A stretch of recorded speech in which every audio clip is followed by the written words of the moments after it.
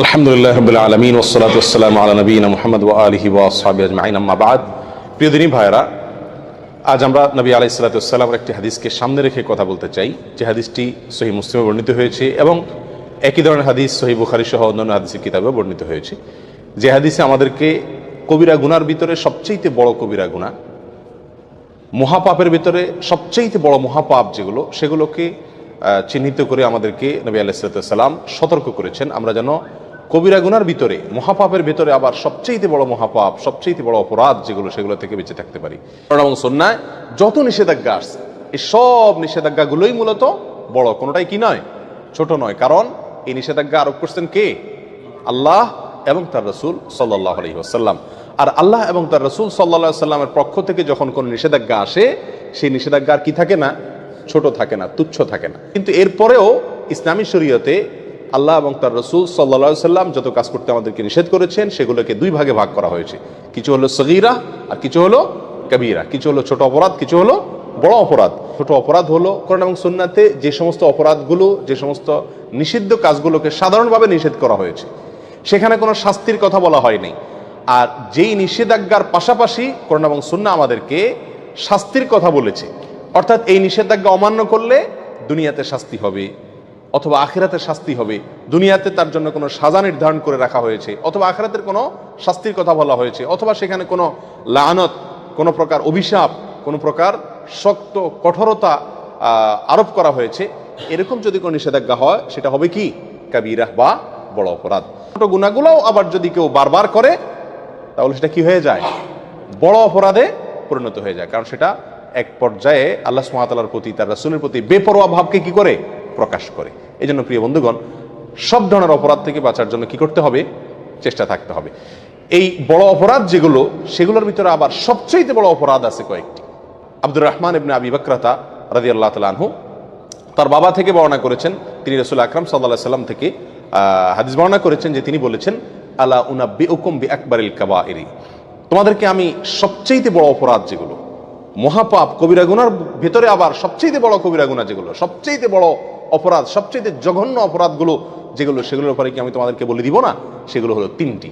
আল ইশরাকু বিল্লাহ, এক নম্বর হলো আল্লাহর সঙ্গে শিরক করা। আল্লাহর সঙ্গে কি করা? শিরক করা। এর চাইতে বড় অপরাধ আল্লাহর জমিনে আল্লাহ সুবহানাহু ওয়া তাআলা আর সৃষ্টি করেননি। আর কোনো অপরাধ নাই যে অপরাধ শিরকের চাইতে বড়। প্রিয় বন্ধু, আমরা অজান্তে, অগোচরে, না বুঝে আমরা অবলীলায় কিন্তু অনেক ধরনের শিরক আমরা করে যাচ্ছি। দুই প্রকারের শিরক আছে, একটা হলো বড় শিরক আর একটা হলো ছোট শিরক। বড় শিরক কোনগুলো? বড় শিরক হলো এমন শিরক যে শিরকের ফলে মানুষ ইসলাম থেকে কি হয়ে যায়? বের হয়ে যায়। ইবাদত আল্লাহর জন্য করলো, অন্য কারোর জন্য করলো। সিজদা আল্লাহকে করলো, কোনো কবরে মাজারে গিয়েও করলো। দোয়া, এটা ইবাদত, এটা আল্লাহর কাছে করলো, আবার কোনো মাজারওয়ালার কাছে গিয়ে সেখানেও চাইলো, সেখানেও দোয়া করলো, সেখান থেকে সন্তান চাইলো, ব্যবসা উন্নতি চাইলো, রাজনীতির উন্নতি চাইলো। এই সবগুলা বড় শিরক। এর ফলে মানুষ কি থেকে খারিজ হয়? ইসলাম থেকে খারিজ হয়ে যায়, বেঈমান হয়ে যায়। এটা হলো বড় শিরক। এই বড় শিরক আল্লাহ তাআলা মাফ করেন না। আল্লাহ বলেছেন, ইন্নাল্লাহা লা ইয়াগফিরু আন ইউশরাকা বিহি ওয়া ইয়াগফিরু মা দুনা যালিকা লিমান ইয়াশা। আল্লাহ সুবহানাহু ওয়া তাআলা তওবা ছাড়া যে কোনো গুনাহ মাফ করে দিতে পারেন। বান্দা তওবা না করলেও আল্লাহ তাআলা চাইলে মাফ করে দিতে পারেন। সাধারণত মাফ করেন না, চাইলে মাফ করতে পারেন, সেটা আল্লাহ তাআলার ব্যাপার। কিন্তু আল্লাহ তাআলা নিজের জন্য নিজে এটা অবধারিত করে রেখেছেন, যে তিনি তার সঙ্গে শিরক করলে, আল্লাহর সঙ্গে কেউ পার্টনার সাব্যস্ত করলে, সেটাকে আল্লাহ তাআলা কি করবেন না? ক্ষমা করবেন না। এটা ক্ষমার অযোগ্য অপরাধ। হ্যাঁ, যদি কেউ তওবা করে দুনিয়া থেকে মারা যায়, কোনো মাজারে, কোনো কবরে সিজদা করেছে, সেখানে গিয়ে সন্তান চাইছে, কোনো বড় ধরনের শিরক করেছে, অথবা অন্য যতভাবে বড় শিরক হতে পারে সেগুলো করেছে, পরে আল্লাহর কাছে আবার ক্ষমা চাইছে, সেটা ভিন্ন কথা। তওবা করে ফিরে আসে, সেটা আল্লাহ তাআলা অবশ্যই কি করবেন? মাফ করবেন। তাহলে শিরকের ভিতরে বড় শিরক যেটা, সেটা সবচেয়ে জঘন্য, আর ছোট শিরক যেটা, সেটাও কম জঘন্য নয়। ছোট শিরক হলো কথাবার্তার ভিতরে বলার ভুল। আমরা আল্লাহর সঙ্গে, আল্লাহর শক্তিমত্তার সঙ্গে, আল্লাহর যে সমস্ত গুণাবলী আছে, সেগুলোর সঙ্গে অন্য কাউকে কি করলাম? পরোক্ষভাবে শরীক করে ফেললাম। উপরে আল্লাহ, নিচে তুমি, আগে আল্লাহ, পাশে তুমি, এই জাতীয় অনেক উল্টাপাল্টা কথা আমরা বলি। অনেক সময় কোনো আমল করি, দিনই কোনো কাজ করি, কিন্তু সেখানে দুনিয়ার কোনো ধান্দাও থাকে আল্লাহকে খুশি করার পাশাপাশি। এই সবগুলোই ছোট শিরকের অন্তর্ভুক্ত। আল্লাহ তাআলা আমাদেরকে বড় শিরক, ছোট শিরক সবগুলা থেকে বেঁচে থাকার তৌফিক দান করুন। শিরক থেকে বেঁচে থাকার জন্য সবচেয়ে বড় এবং প্রধান উপায় হলো শিরক সম্পর্কে জ্ঞান অর্জন করা। তাওহীদ এবং শিরকের জ্ঞান যদি আমার মধ্যে থাকে, তাহলে ইনশাআল্লাহ আমি শিরক থেকে কি করতে পারবো? বেঁচে থাকতে পারবো। আমরা অজান্তে, না জেনে শিরক করে ফেলছি, যার কারণে আমার ঈমান থেকে আমি কি হয়ে যাচ্ছি? খারজ হয়ে যাচ্ছি। তাহলে সবচেয়ে বড় অপরাধের ভিতরে 1 নম্বর অপরাধ হলো আল ইশরাকু বিল্লাহ, আল্লাহর সঙ্গে কি করা, শরীক বা পার্টনার সাব্যস্ত করেন। ইবাদত করতে গিয়ে, দোয়া করতে গিয়ে যে কোনো ভাবে আল্লাহ ছাড়া অন্য কারোর নামে আপনি শপথ করলেন, এটাও এক ধরনের কি শিরক হয়ে যায়। আল্লাহ ছাড়া অন্য কারোর নামে আপনি মান্নত করলেন, আল্লাহর নামে মান্নত করতে হয়, মান্নত করলেন কোনো মাজার নামে, কোনো পীরের নামে, তাহলে এটা কি হয়ে যায়, শিরক হয়ে যায়, যেগুলো আমরা অহরহ করছি, আমাদের সমাজে অনেকেই করে চলেছেন। আল্লাহ আমাদেরকে হেফাজত থাকার তৌফিক দান করুন। দ্বিতীয় যেই অপরাধটি মহা অপরাধ, মহাপাপ, কবিরা গুনার ভিতরে আবার সবচেয়ে বড় কবিরা গুনাহ, সেটা হলো উকুকুল ওয়ালিদাইন। জঘন্য একটি বিষয়, অহরহ আমরা অবলীলায় সবাই কম বেশ করে চলেছি, সেটা হলো মা বাবার অবাধ্যতা, নাফরমানি। মা বাবার কি করা, নাফরমানি করা। নবী আলাইহিস সালাম একান্তে খাসভাবে তার অনেক সাহাবা একরামকে ওসিয়ত করে গেছেন, সাধারণ নসিহত না, ওসিয়ত কোনটা, মৃত্যুর আগ মুহূর্তে মানুষ একেবারে মনের গভীর থেকে হৃদয় নিংড়ানো যে তপ্ত আহ্বান রেখে যায়, বাবা এই জিনিসটা করিও না, এটা করিও, এইগুলোকে বলা হয় সাধারণত কি ওসিয়ত।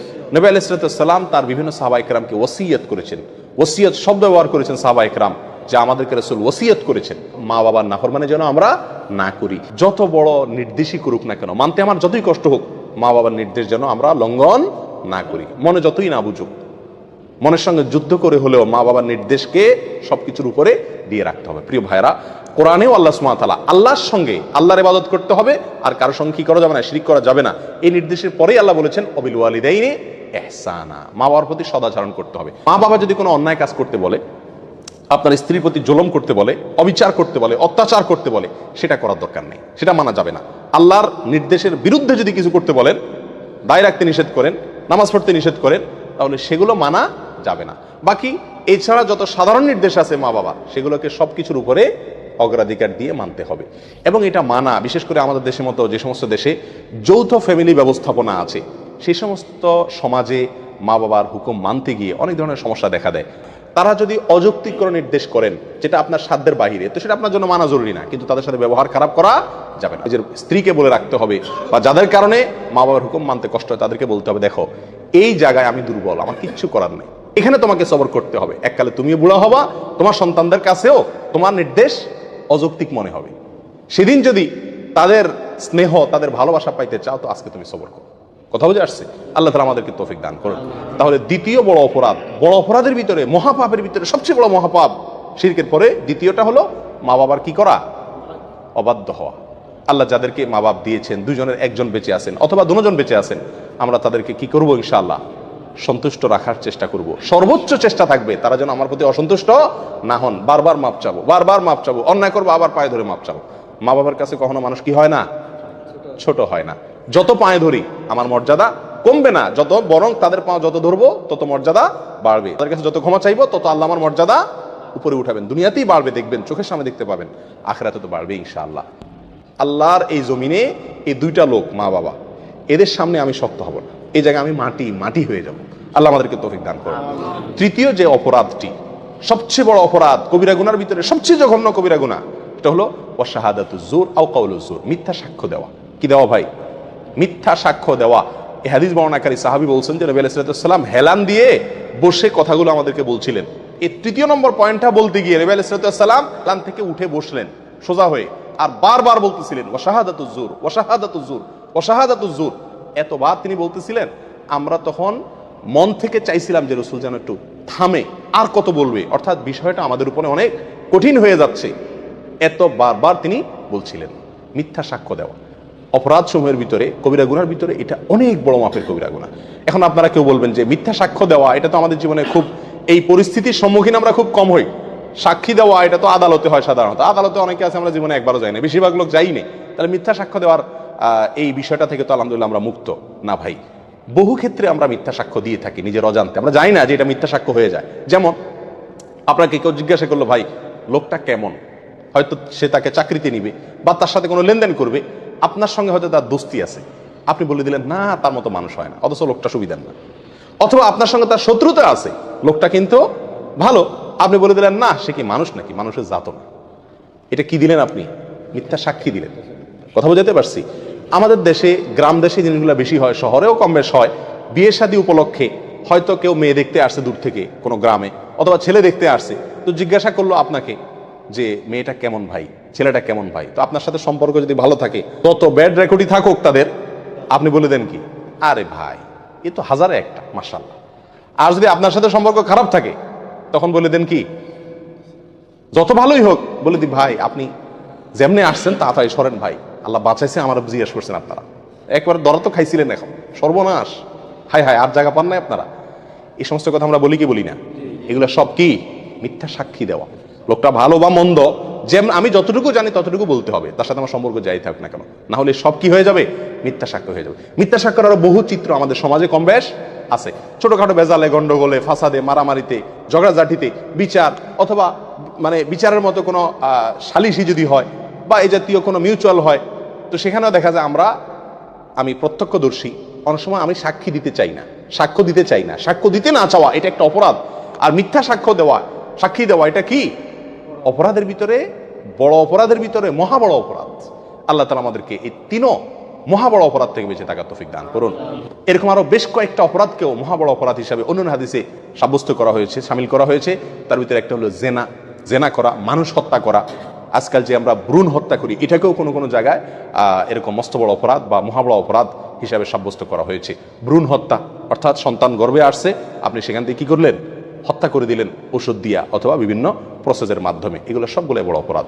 আল্লাহ তাআলা আমাদের সকলকে এই বড় অপরাধগুলো থেকে বেঁচে থাকা তৌফিক দান করুন।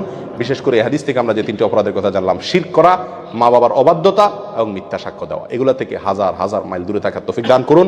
জাযাকুমুল্লাহ ওয়া আখিরু দাওয়ানা আলহামদুলিল্লাহি রাব্বিল আলামিন।